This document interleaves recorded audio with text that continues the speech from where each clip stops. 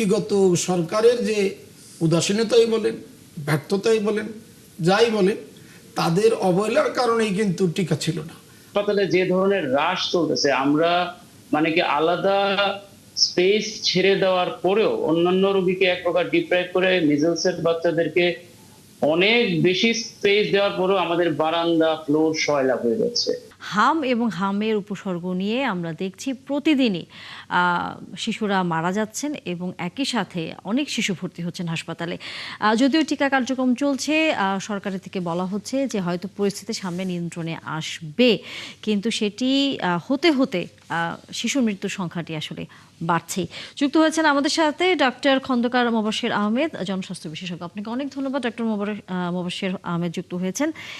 আপনার দৃষ্টিতে একটু প্রথমেই জানতেই চাই, সেটি হচ্ছে হামের এবং হামের উপসর্গ নিয়ে যে শিশুরা আক্রান্ত হচ্ছেন, সেই পরিস্থিতিকে সামনে আমরা এটাকে মহামারী বলতে পারি, নাকি যেহেতু টিকা কার্যক্রম চলছে সামনে সেটি কমে আসার সম্ভাবনা আপনি দেখতে পান?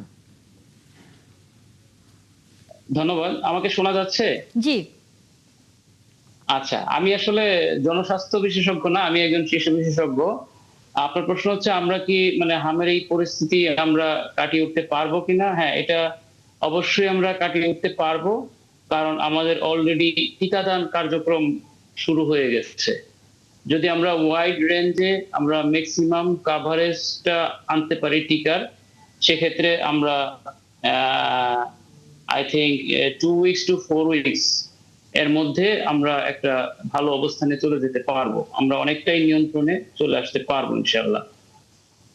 কিন্তু যেভাবে হাম এবং হামের উপসর্গ নিয়ে শিশুরা হাসপাতালে ভর্তি হচ্ছে, সেই সংখ্যাটি কোনোভাবেই তো কমছে না। না, সেই সংখ্যাটি কমছে না, কারণ আপনার টিকাদান কার্যক্রম যেটা শুরু হয়েছে মিজলস ভ্যাকসিনেশন, কারণ গত 1.5 বা 2 বছর তো মিজলস ভ্যাকসিন ছিলই না। এখন একটা ভ্যাকসিন দেওয়ার সাথে সাথেই ইমিউনিটি ডেভেলপ করে না, মানে রোগ প্রতিরোধ ক্ষমতাটা ডেভেলপ করতে অ্যাটলিস্ট আপনার 7 to 10 ডেজ বা 2 উইকস লাগে। তো আমি আজকে যে বাচ্চাটাকে ভ্যাকসিন দিলাম, সে তার প্রতিরোধ ক্ষমতা তৈরি হইতে 2 সপ্তাহ লাগবে। তো এরকম তাহলে এর আগ পর্যন্ত কিন্তু সে ভালনারেবল। এর মধ্যে সে যদি কন্ট্যাক্টে যায়, সে কিন্তু আক্রান্ত হয়ে যাবে। আর আমাদের সংক্রমণটা এখন এত বেশি ছড়ানো যে ভ্যাকসিন দেওয়া বাচ্চাও আক্রান্ত হয়ে যেতে পারে ওই 14 দিনের মধ্যে যদি পড়ে যায়। তা আমরা চূড়ান্ত রেজাল্টটা পাবো যখন আমরা অধিকাংশ বাচ্চাকে, মোর দেন 80% বাচ্চাকে যদি আমরা ভ্যাকসিনেটেড করে ফেলতে পারি, তখন আমরা একটা হার্ড ইমিউনিটি অ্যাচিভ করব এবং এর মাধ্যমে আমরা এটা প্রতিরোধ করতে পারবো। টিকা যা আছে এই মুহূর্তে, সেটি দিয়ে সামনের দিনগুলোতে সব শিশুকে টিকা দেওয়া কি সম্ভব হবে, নাকি আমাদেরকে এরই মধ্যে আরও পরবর্তী শিশুদেরকে টিকা দেবার জন্য এখনই উদ্যোগ নিতে হবে? টিকার অ্যাকচুয়ালি টিকার স্টক কেমন আছে এই বিষয়টা আসলে আমি এটার ফোকাল পারসন না, আমি আসলে জানি না। তবে টিকা যেহেতু এটা বলা যায়, যেহেতু ছোট পরিসরে শুরু হয়েছে, তার মানে স্টকের কিছু ঘাটতি হয়তো থাকতে পারে বা এটা আন্ডার প্রসেসে আছে। যখন আমরা একদম ঢালাওভাবে প্রতিটা সেন্টারে, প্রতিটা অঞ্চলে আমরা, যেমন এখন হয়তো 30টা এলাকায় শুরু হয়েছে, যখন পুরা দেশে শুরু করা যাবে এবং সকল বাচ্চা এর অন্তর্ভুক্ত হবে, তখনই এটা সাফল্য সম্ভব। এবং সেই জন্য অবশ্যই টিকার ঘাটতি, টিকার ম্যান পাওয়ার, টিকার অন্যান্য যে লজিস্টিক, টিকার ঘাটতির প্রসঙ্গটি আনছিলেন, আমরা যদি যেতেই চাই আমিরুল ইসলাম খান আপনার কাছে, সেটা হচ্ছে টিকার ঘাটতির কথা সরকারের পক্ষ থেকে বলা হচ্ছে এবং এরপরে সরকার খুব দ্রুততার সাথে ব্যবস্থা নিয়েছে। এই ঘাটতির পরিমাণটা আসলে কত বছরের ব্যবধান যদি আপনাকে আসলে করতে বলি? এটা আসলে তো আমরা এটার পরিসংখ্যান দিতে পারবো না, কারণ বিগত 17 বছর ফ্যাসিস্ট ছিল, তারপরে আপনার কেয়ারটেকার গভর্নমেন্ট ছিল। এরা মানে পদক্ষেপটা নেয় নাই, বা এই টিকা দেওয়ার যে প্রয়োজনীয়তা ছিল তারা সেটা অনুভব করে নাই। যখন এইটার উপসর্গটা বেশি দেখা দিয়েছে, তখন এই জিনিসটা উঠে এসেছে, তখন দেখা গেল যে টিকা নাই। তাহলে এটা অনেক নিশ্চয়ই আরও আগের থেকে এটার আনার উচিত ছিল।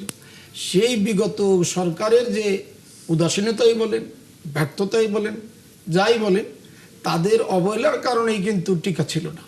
আমাদের গভর্নমেন্ট আসার তো অল্প কয়েকদিনের মধ্যে এই অবস্থাটা তৈরি হয়েছে।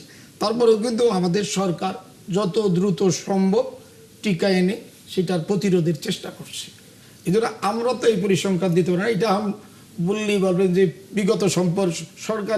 বিগত দুই সরকারের ব্যর্থতা আমি বলবো। বিগত দুই সরকারের মধ্যে আপনি যেহেতু গেল সরকারের প্রতিনিধিত্ব করছেন, আপনার কাছ থেকে জানতেই চাই যে এই বিষয়টি নিয়ে আসলে সরকারের উদাসীনতা কি ছিল? প্রথমে একটা জিনিস ক্লিয়ার করি, আমি এখানে কোনো সরকারের প্রতিনিধি হিসেবে আসিনি, আমি একজন সাংবাদিক হিসেবে এসেছি। কিন্তু তারপরে আপনি যেহেতু জানতে চেয়েছেন, এখন যে টিকাটা দেওয়া হচ্ছে এটা তো অন্তর্বর্তীকালীন সরকারের সময়ে এসেছে। কারণ আমাদের বর্তমান সরকার তো মাত্র দায়িত্ব নিল, ওনারা তো টিকা আনারই সময় পান নাই। এই ক্যাম্পেইনটা শুরুই হওয়ার কথা ছিল ফেব্রুয়ারিতে, এবং সেই ধারাবাহিকতাতেই আপনার এই ক্যাম্পেইনটা এখন চলছে। এবং এটা আসার কথা আমাদের মাননীয় স্বাস্থ্যমন্ত্রী পরশুদিন সম্ভবত বলেছেন 81% শিশুকে ইতিমধ্যেই টিকা দেওয়া হয়েছে। তো আমরা আশা করছি যে এর মধ্যে বাকি শিশুদেরকে দেওয়া হবে। আর তার আগে কি প্রবলেমটা হয়েছে সেটা নিয়ে আজকেও আমাদের তথ্য উপদেষ্টা উনি কথা বলেছেন, এবং এখানে ক্রয় পদ্ধতি, টাকা ছাড় করা এবং আমাদের স্বাস্থ্যকর্মীদের আন্দোলন ইত্যাদি বেশ কিছু ক্ষেত্রে কিছু ডিসরাপশন হয়েছে, যে কারণে হয়তো হার্ড ইমিউনিটিটা অর্জন করা সম্ভব হয়নি। কিছু একটা তো প্রবলেম হয়েছে, না হলে আমাদের এই বাচ্চারা মারা যাবে কেন? তো এখন এই প্রবলেমগুলো আইডেন্টিফাই করা দরকার, এটা হচ্ছে ইমিডিয়েট টাস্ক। এই প্রবলেমগুলো কোথায় হয়েছে, কোন জায়গায় হয়েছে, এখানে যদি কারো নেগলিজেন্স থেকে থাকে তাহলে তাকে জবাবদিহিতার আওতায় আনা যেতে পারে। আর যদি কোনো সিস্টেমের গণ্ডগোলের কারণে, কোনো সমস্যার কারণে এই প্রবলেমটা তৈরি হয়ে যায়, তাহলে এই সিস্টেমটাকে রেকটিফাই করতে হবে। এখন ব্লেম গেম না খেলে আমাদের সবার আগে দায়িত্ব হচ্ছে আমাদের শিশুদের জীবন বাঁচানো, শিশুদের জীবন বাঁচানো, এবং আমাদের ভবিষ্যতে আমাদের এইরকম পরিস্থিতিতে যাতে পড়তে না হয়। এই হামের আউটব্রেকটা কিন্তু এটা একটা গ্লোবাল ফেনোমেনন। আপনি যদি বিশ্ব স্বাস্থ্য সংস্থার প্রতিবেদনগুলো দেখেন, অনেকগুলো দেশে কিন্তু হামের প্রাদুর্ভাব দেখা দিয়েছে। বাংলাদেশে এটা তীব্রতর হয়েছে। এটা আমাদের নীতি নির্ধারকদের কিছু দুর্বলতা থাকতে পারে, তাদের ভুলভ্রান্তি থাকতে পারে। বিগত সরকারের বিগত 17 বছর ধরেই একটা সরকার তাদের পলিসিগত কোনো সমস্যার কারণে এটা হতে পারে, অথবা আমরা যে ইউনিসেফ যারা আমাদেরকে টিকা দেয়, টিকা সরবরাহ করে, তাদেরকে পুরোপুরি ক্লিন চিট দিয়ে দিচ্ছি, সেটাও না হতে পারে। কারণ ইউনিসেফেরও এখানে কিছু স্বার্থ জড়িত আছে। কারণ টিকাটা তারা ডাইরেক্ট সরাসরি দিতে চায়, এখানে আপনার ওপেন টেন্ডারের মাধ্যমে যদি টিকা কিনে তাহলে তাদের স্বার্থে কিছুটা ব্যাঘাত ঘটে। তো ইউনিসেফেরও কোনো স্বার্থ আছে কিনা, এগুলো আসলে সব কিছু ভালোভাবে খতিয়ে দেখা এখন প্রয়োজন। প্রথম কাজ হচ্ছে টিকার এনশিওর করা যে আমাদের এই মুহূর্তে আমাদের প্রত্যেকটা শিশু যাতে টিকা পায়, এবং দ্বিতীয় কাজ হচ্ছে আমাদের কোথায় আমাদের দুর্বলতা ছিল আমরা সেটা খতিয়ে দেখা দরকার, আইডেন্টিফাই করে সেই দুর্বলতা দূর করা। এই পরামর্শ নিশ্চয়ই সরকারের কর্তা ব্যক্তিরা নিশ্চয়ই নজর দেবেন। ডক্টর খন্দকার মুবাশশির আহমেদ, আপনার কাছে শেষ প্রশ্ন জানতেই চাই যে হাম হলে প্রাথমিকভাবে মানে শিশুকে কি চিকিৎসা দেয়া যাবে, বা কি ধরনের লক্ষণটি হলে পরে মানে আমরা আসলে দর্শকদের উদ্দেশ্যে আবার একটু মনে করিয়ে দিতে চাই আর কি ধরনের লক্ষণ দেখা দিলেই তাকে যেন দ্রুত হাসপাতালে নিয়ে যাওয়া হয়, আপনার কাছ থেকে যদি পরামর্শটি শুনি। আচ্ছা, ধন্যবাদ। হামের লক্ষণ তো মোটামুটি এর মধ্যে আসলে সাধারণ জনগণ জেনে গেছে। তার শুরুতে জ্বর থাকবে, এর সাথে কাশি, সর্দি এবং চোখ ওঠা বা চোখ ব্যথা, চোখ লাল হওয়া, এই তিনটার যে কোনো একটা থাকবে। আমরা বলি 3C, কাফ, করাইজা, কনজাংটিভাইটিস, এর সাথে ফিভার। এর 3 থেকে 4 দিনের মাথায় তার রেস্টটা আসবে, এবং রেস্টটা সাধারণত ফেস বা চুলের গোড়া থেকে শুরু হবে, কানের পিছনে, এবং আস্তে আস্তে শরীরের নিচের অংশে ছড়াবে, এবং 50% কেসে হাতের তালু, পায়ের তালুতে রেস্টটা আসতে পারে। তো এখন চিকিৎসার ক্ষেত্রে আসলে হামের, মিজলসের সুনির্দিষ্ট কোনো অ্যান্টিভাইরাল ট্রিটমেন্ট নাই। আমরা জানি মিজলস একটা ভাইরাস, স্পেসিফিক কোনো অ্যান্টিভাইরাল ট্রিটমেন্ট নাই যে হামের জন্য দিতে হবে। কিন্তু আমাদের মূল টার্গেটটা হচ্ছে কমপ্লিকেশন ঠেকানো, এবং হাম রিলেটেড যে ডেথ গুলো হয় এগুলো সব কমপ্লিকেশনের জন্য হয়, এবং মোস্ট কমন কমপ্লিকেশন হচ্ছে নিউমোনিয়া। তো নিউমোনিয়াকে কমব্যাট করতে হবে আমাদের চিকিৎসার মাধ্যমে। তবে এখন হাসপাতালে যে ধরনের রাশ চলতেছে, আমরা মানে কি আলাদা স্পেস ছেড়ে দেওয়ার পরেও অন্যান্য রোগীকে এক প্রকার ডিপ্রাইভ করে মিজলসের বাচ্চাদেরকে অনেক বেশি স্পেস দেওয়ার পরেও আমাদের বারান্দা, ফ্লোর সয়লাভ হয়ে যাচ্ছে। তো এর মধ্যে আসলে এখানে স্ক্রিনিংটা ইম্পর্টেন্ট। সব বাচ্চাকে হাসপাতালে ভর্তি হওয়ার প্রয়োজন নাই।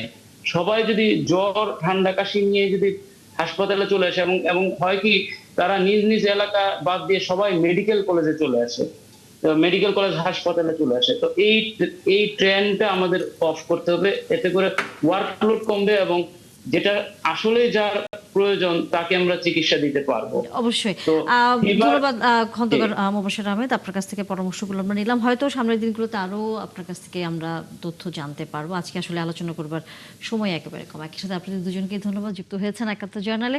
আবারও কথা হবে। দর্শক, এই ছিল আজকের একাত্তর জার্নালে, দেখা হবে আবারও।